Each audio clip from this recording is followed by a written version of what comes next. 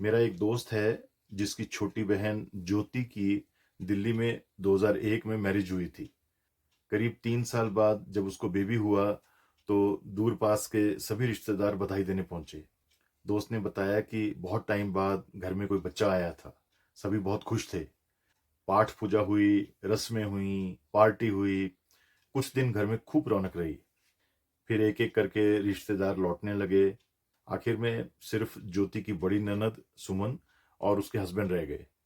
सुमन के हस्बैंड भी 2 दिन बाद चले गए, पर सुमन ने कुछ हफ्ते वहीं रुकने का सोच लिया ताकि भाभी की पोस्टमार्टम रिकवरी में कुछ हेल्प कर सके। देखते देखते कब महीना बीत गया पता ही नहीं चला। तब तक ज्योति भी काफी रिकवर कर गई थी। सो एक शाम सुमन बोली कि आते इतवार वो सोच रही है कि घर लौट जाए, वहां भी उसके बिना मुश्किल हो रही होगी। ज्योति ने उसका हाथ पकड़ा और नम आंखों से उसको थैंक्स कहा। सुमन ने भी प्यार से ज्योति के हाथ पर हाथ रख दिया और उस संडे वो चली गई। उसके बाद सब फिर रूटीन में आ गया। समय बीतता गया।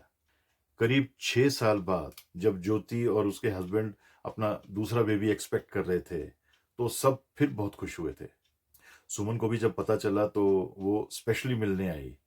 पर रात को जब ननद भाभी कमरे में अकेले थे तो सुमन रो पड़ी। ज्योति बहुत हैरान हुई। वो एकदम से उसके पास आई और बोली, क्या हुआ दीदी?" सुमन ने तुरंत अपने आंसू पोंछे और बोली, कुछ नहीं, बस यूं ही।" ज्योति बोली, नहीं दीदी, कुछ तो है, बताओ मुझे। सुमन बोली, भाभी, क्या आप ये दूसरा बेबी मुझे दे सकते हो? सुनते ही ज्योति के पैरों तले जमीन खिसक गई। जब वो कुछ संभली तो उसको याद आया कि सुमन के ससुराल वालों ने सालों से उसको कितना तंग कर रखा था, क्योंकि वो निस्संतान थी। भले इशू उसके हस्बैंड में था, पर उसकी ननद ने जो मांगा था वो कैसे दे सकती थी। वो चुप रही। दोनों काफी देर तक वहीं चुप बैठे रहे। उस रात ज्योति को नींद नहीं आई। बार बार वो अपने पेट को हाथ लगाती रही, डरती रही। कुछ दिन बाद सुमन घर लौट गई, पर ज्योति का डर नहीं गया। दिन हफ्ते बीत गए। सुमन का कोई फोन नहीं आया, ना ज्योति ने किया। ज्योति ने वो बात अपने हस्बैंड नमन को भी बता दी थी। वो भी धर्म संकट में था। एक तरफ उसका बच्चा था, दूसरी तरफ उसकी बहन की उदास जिंदगी और उसकी आस। एक अजीब सी दुविधा थी सबके मन में। नमन इस बारे में बिल्कुल क्लियर था कि ये डिसीजन उसकी वाइफ ज्योति का था। ज्योति को भी रह रहकर याद आता रहा कि कैसे उसकी पहली डिलीवरी में सुमन ने बहन का फर्ज निभाया था। क्या भाव थे उसके चेहरे पर जब उसने बच्चा मांगा था। एक दिन न जाने ज्योति के मन में क्या आया, वो हस्बैंड से बोली, सुमन को बोल दो ये बच्चा उसका। नमन सुनकर सुन्न हो गया। उसको लगा जैसे उसने भी बिना खोए कुछ अचानक खो दिया। वो ज्योति से बोला, अच्छे से सोच लो। ज्योति बोली, मैंने सोच लिया। इससे पहले कि मैं कमजोर पड़ जाऊं, दीदी जीजा जी को बता दो। नमन ने ज्योति का डिसीजन पहले अपने पेरेंट्स को बताया। वो दोनों भी इमोशनल हो गए। उस रात जब नमन ने सुमन को बताया तो उस एक फोन ने उसकी लाइफ बदल दी। सुमन वो फोन सुनकर वहीं बैठ गई और फुट फुट कर रोने लगी। उसके बाद उसका एक दिन भी हफ्ते की तरह बीतने लगा। ड्यू डेट करीब आई तो वो बहुत उम्मीद के साथ ज्योति के पास आ गई। बेबी हुआ। उस दिन दो औरतों को लगा कि वो मां बन गई। दिनों तक ज्योति को भूला रहा जो उसका वादा था, पर धीरे धीरे जब उसको याद आया तो उसको लगने लगा कि उसने ये क्या वादा कर दिया था। उसको लगा कि वो शायद अब ये नहीं कर पाएगी। उसका अंश अब उसके पेट में नहीं, उसकी छाती के पास था, दिल के करीब।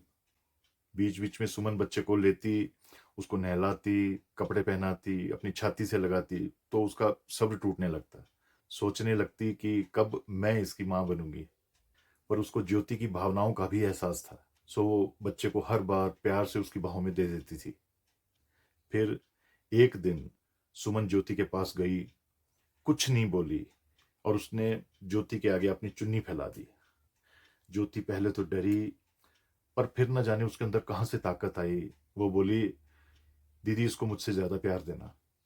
ये बोलकर उसने अपनी ननद का हाथ पकड़ा, बच्चे के सिर पर रख दिया और अपनी शॉल में मुंह छुपाकर रो पड़ी। सुमन ने बच्चे को उठाकर जब इस बार अपनी छाती से लगाया तो वो भी रो पड़ी। उसको रोता देखकर ज्योति ने अपने आंसू पोंछे और सुमन और बच्चे से लिपट गई। 2 हफ्तों बाद ज्योति और नमन सुमन को छोड़ने उसके ससुराल गए। बच्चे को लेकर जब सुमन घर की दहलीज में दाखिल हुई तो मानो उसकी आंखों ने उस घर से पूछा हो कि क्या अब मैं यहाँ स्वीकार्य हूं। 2 दिन बाद जब ज्योति लंबे सफर के बाद घर लौटी तो सीधा भागकर अपने कमरे में गई और अलमारी खोली।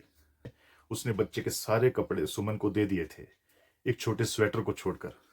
उसने वो स्वेटर उठाया, चेहरे पर लगाया और उसकी खुशबू की गोद में डूब गई। देवकी ने एक बार फिर यशोदा को कृष्ण की मां बना दिया था।